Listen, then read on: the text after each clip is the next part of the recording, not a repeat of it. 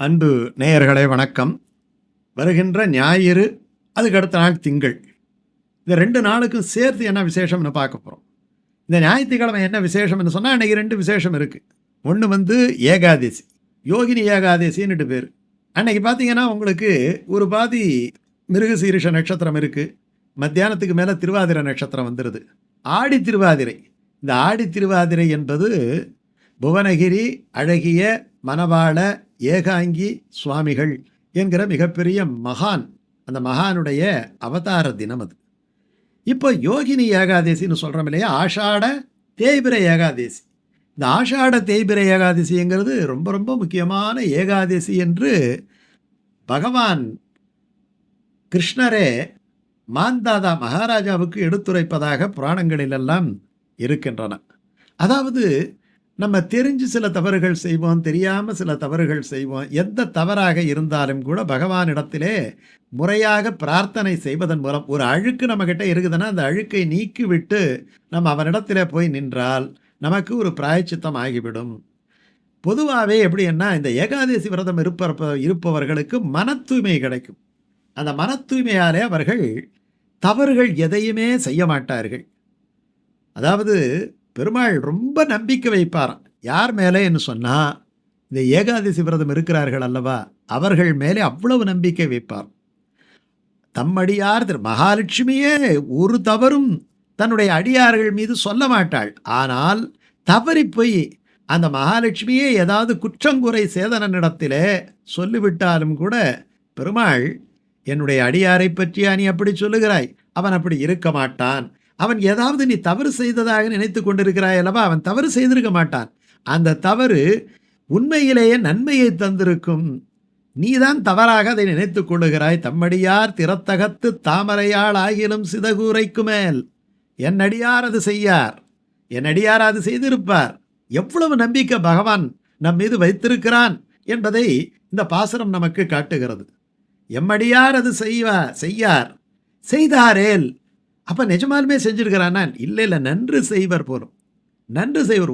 ஒரு டாக்டர் கத்தி எடுத்து ஒரு நோயாளியை அறுக்கிறாருன்னு சொன்னால், ஐயோ அந்த கத்தி எடுத்து அறுக்கிறானேன்னு சொல்லாத. பார்க்குறதுக்கு கத்தி எடுத்து அறுக்கிற மாதிரி இருக்குது, ஆனால் அவனுடைய நோயை குணமாக்குவதற்காக அந்த மருத்துவர் வாளால் அறுத்து சுடினும் மருத்துவன்பால் மாளாத காதல் நோயாளன். அந்த மாதிரி இவன் ஏதோ ஒரு நன்மையை உத்தேசித்து அவனை கண்டித்திருப்பான், அடித்திருப்பான், அவன் நன்மைக்காக ஏதாவது செய்திருப்பானே தவிர நீ மேம்பாக்கா பார்த்து இவன் அடிச்சிட்டான் அப்படின்ட்டு சொல்லாது, இவன் தப்பு பண்ணிட்டான்னு சொல்லாது. அப்படி என்று சொல்லக்கூடிய ஒரு நம்பிக்கை பகவானுக்கு நம்மிடத்திலே இருக்கிறதா. ஏகாதசி என்பது 3 நாள் இருக்க வேண்டிய ஒரு விரதம். அன்றைக்கு பொதுவாகவே காலையில், இப்போ ஆடிப்பூரம் நடந்துக்கிட்டு இருக்கு, ஆடிப்பூர உற்சவம் ஸ்ரீவில்லிபுத்தூரில் நடந்துக்கிட்டு இருக்கு. காலையில் திருப்பாவையை அவசியம் பாராயணம் செய்ய வேண்டும். மாலையிலே நாச்சியார் திருமொழி பாராயணம் பண்ணணும். இங்கே பார்த்தீங்கன்னா, இப்போ ஏகாதசி முடிஞ்சு துவாதசி அன்னைக்கு என்ன விசேஷம்? திங்கக்கிழமைன்னு சொன்னால் 5 கருட சேவை, பஞ்சகருட சேவை நடக்குது ஸ்ரீவில்லிபுத்தூரில். பஞ்சகருட சேவை பெரியாழ்வாருடைய மங்களாசாசனம். அந்த பெரியாழ்வாருடைய மங்களாசாசனம்ங்கிறது, பெரியாழ்வார் வந்து அந்த பந்தலிலே அந்த 5 பெருமாள், ரங்கமன்னார் ஒரு பக்கம், பெரிய பெருமாள் ஒரு பக்கம், திருத்தங்கலப்பன் ஒரு பக்கம், அங்கேயே திருவண்ணாமலை இருக்குது, அங்கே இருக்கக்கூடிய சீனிவாச பெருமாள் வந்து அங்கே இப்போ காட்சி அளிப்பார். அப்புறம் அழகான சுந்தரராஜ பெருமாள், அந்த சுந்தரராஜ பெருமாளும் வந்து நிற்பார். இப்படி 5 பெருமாளுக்கு மங்களாசாசனம் செய்வதும், இரவு அந்த கருட வாகன சேவை மாட வீதிகளிலே அவ்வளவு அமர்க்களமாக இருக்கும். விடிய விடிய விடிய விடிய அந்த கருட சேவை. அந்த தென்னகத்தில் இருக்கக்கூடிய அத்தனை மக்கள், ராஜபாளையம் என்ன, அந்த தென்காசி என்ன, திருநெல்வேலி என்ன, மதுரை என்ன, எல்லாரும் வந்து கூடி சங்கமித்து ஆண்டாளுக்கு பல்லாண்டு பாடுகின்ற அற்புதமான ஒரு காட்சி இருக்கும். அது அதே மாதிரி பார்த்திங்கன்னா, அன்னைக்கு ஆடி திருவாதிரை 1860ஆம் ஆண்டு வந்து நம்ம சிதம்பரம் பக்கத்தில் தில்லை திருச்சித்திரகூடம் சொல்கிறோம் இல்லையா, அதுக்கு பக்கத்தில் கீரப்பாளையம் என்று ஒரு ஊர் இருக்குது. அங்கே அவதாரம் செய்தார். அவருடைய இயற்பெயர் அரங்கசாமிங்கிறது. அவர் திருக்கோவலூர்ச்சியர்கிட்ட பஞ்சசம்ஸ்காரம் பண்ணிக்கிட்டு அவர் துணி வந்து வியாபாரம் பண்ணிக்கிட்டு இருந்தார். கைத்தறி நெசவு பண்ணி துணி பண்ணி வியாபாரம் பண்ணிகிட்டு இருந்தார். இப்போது ஆத்ம ரீதியான ஒரு பெரிய உலக நலன்களை மக்களுக்கு வழங்க வேண்டும் என்பதற்காக எளிமையான முறையிலே வைஷ்ணவ தத்துவங்களை எல்லாம் ஊர் ஊராக சென்று எடுத்துரைத்தார் ஏகாங்கி சுவாமிகள். அவருடைய அந்த திருவுருவச் சிலை வந்து பார்த்தீங்கன்னா புவனகிரியில் பட்டாபிராமர் சன்னதியில் இருக்கு.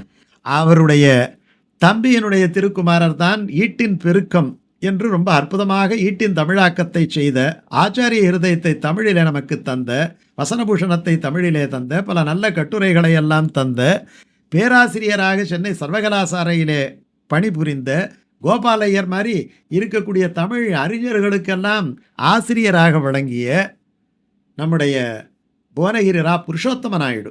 அந்த புருஷோத்தம நாயுடு ஏகாங்கி சுவாமிகள் இடத்துல பாடம் கேட்டவர். ஏகாங்கி சுவாமியினுடைய தம்பியினுடைய திருக்குமாரர். இந்த ஏகாங்கி சுவாமியினுடைய அவதார தினமாகவும் ஞாயிற்றுக்கிழமை இருக்குது. திங்கட்கிழமை 5 கருட சேவை இருக்குது. அன்னைக்கு இந்த நாச்சியார் திருமொழியில் ஒரு அருமையான பாசுரம் ஏகாதசி அன்னைக்கு நம்ம பாராயணம் பண்ணுறது சிறந்த பலனை தரும். அந்த பாசுரம் என்னன்னு சொல்கிறோம் பாருங்க. அன்று இன்னாதன செய் சிசுபாலனும் நின்ற நீள் மருதும் எருதும் புள்ளும் வென்றிவேல் வீரர் கஞ்சனும் வீழ முன் கொன்றவன் வரில் கூடிடு கூடாலே.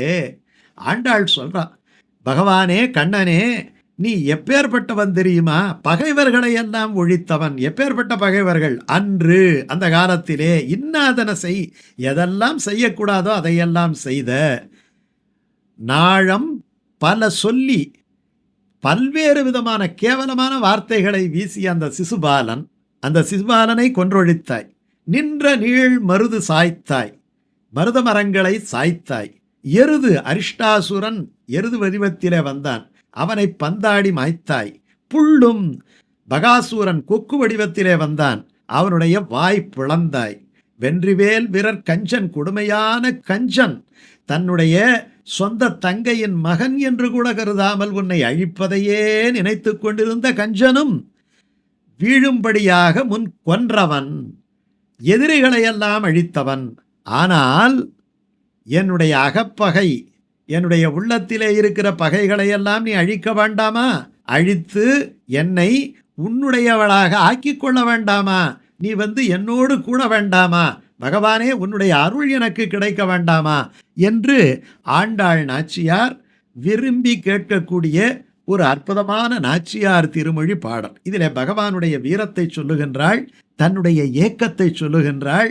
சொல்லி அந்த பகவானிடத்திலே சரணாகதி, அந்த பகையை நீ அழித்து விட்டாய், ஆனால் என்னிடத்திலே தகித்து கொண்டிருக்கிற இந்த துன்பமாகிய, எனக்கு துன்பமாகிய பகையை நீ அழிக்க வேண்டாமா என்று கேட்பது போல ஒரு அற்புதமான பாசுரம். அந்த பாசுரத்தை இந்த ஏகாதசியிலே நாம் பாராயணம் செய்வோம்.